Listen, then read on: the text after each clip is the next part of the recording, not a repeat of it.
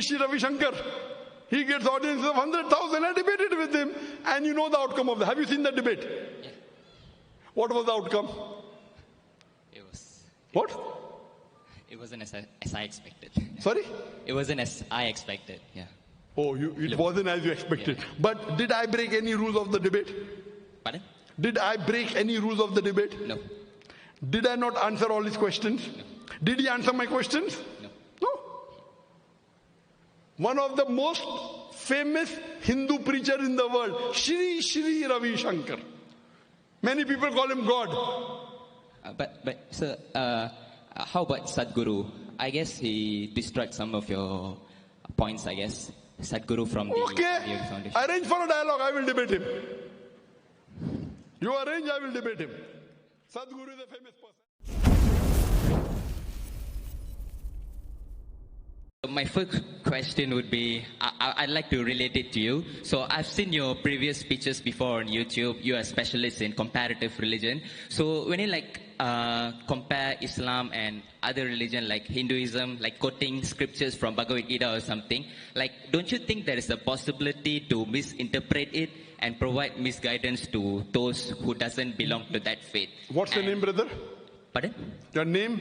Shashi Varman. Okay. And if it is proven that there is a misinterpretation in your speech, does that mean that you failed to carry out your duty as a Muslim professional? The brother asked a very good question, a very relevant question to the topic. I'd like to thank him. His question is that I am a specialist of comparative religion. I prefer calling myself a student of comparative religion. And when I quote scriptures of other religion, like whether it be the Bhagavad Gita, whether Veda, whether Bible, and if I misinterpret that scripture, then isn't it wrong as a Muslim? Totally wrong. I agree with you. That's the reason after every lecture of mine, we have question answer session. Most of the religious speaker, whether it be Hindu, whether it be Christian, whether it be Muslim, most of the majority, more than 90%, after the speech, they have no question answer session. Sheikh Didat was the first one who started, and now, mashallah, many of us, after every lecture, we have a question answer session. Why? So that if you disagree with us, you are open to ask the question.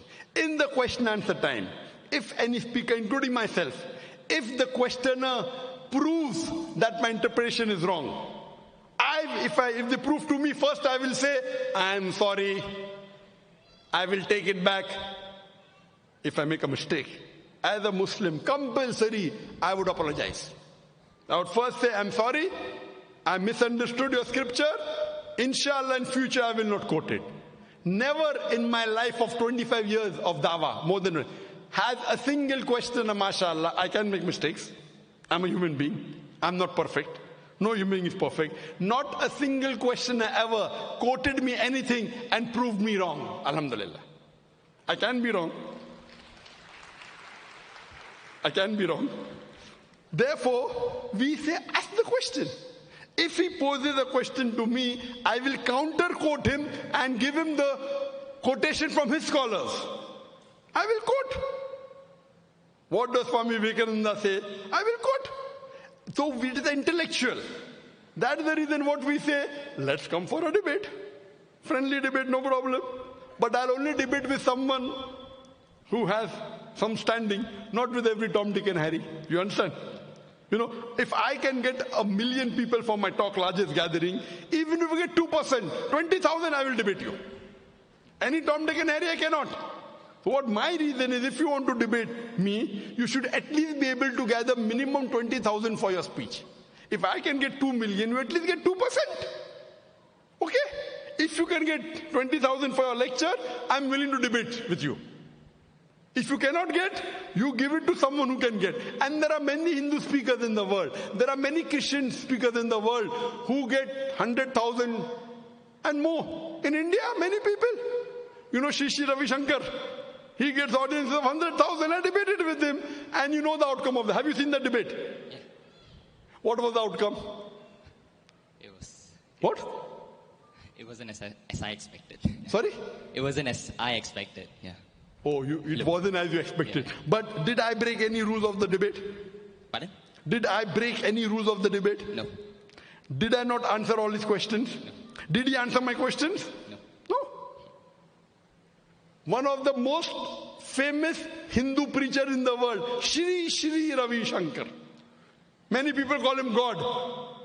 But sir, how about Sadhguru? I guess he destroyed some of your points, I guess. Sadhguru from the Okay. Foundation. Arrange for a dialogue, I will debate him. You arrange, I will debate him. Sadhguru is a famous person, ask him. I will debate him. There are some people who have taken his speeches and given answers. Some people, not himself. If he wants, let him arrange. No problem, I will debate him. Okay? Because I know he's famous. Any famous personality, if he wants to debate, I don't want to debate him. He wants to debate me, open, any topic.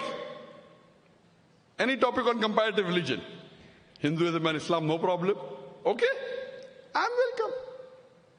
And if he points out anything in my speech, which I said, which is out of context, or which is not as per the Hindu scripture, I'll apologize. I will give him from where I got. All my research are not from non-Hindu scholars, from Hindu scholars. I give the reference. So most of the speakers say, yes, Zakir is right, but. Then the but comes. Many Hindus say, when you hear your speech, in 2 hours I've learned what I have not learned in 40 years of my life. Because in my speech I give references. Did Shri Ravi Shankar give any reference in his speech? Even one reference he gave. Did he give a single reference, brother? No. In my speech, how many references were there?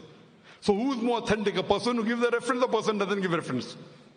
He could have kept a chit. There's no objection. In a debate, you can have notes in front of you, right or wrong. I don't have notes. He can have notes. Ask if Shri Ravi Shankar will have a second debate with me. Will he have? Even if you give him $1 million, he will not have. I guess he will. But if he doesn't debate you, I'm sure one day I will. Yeah. Most welcome.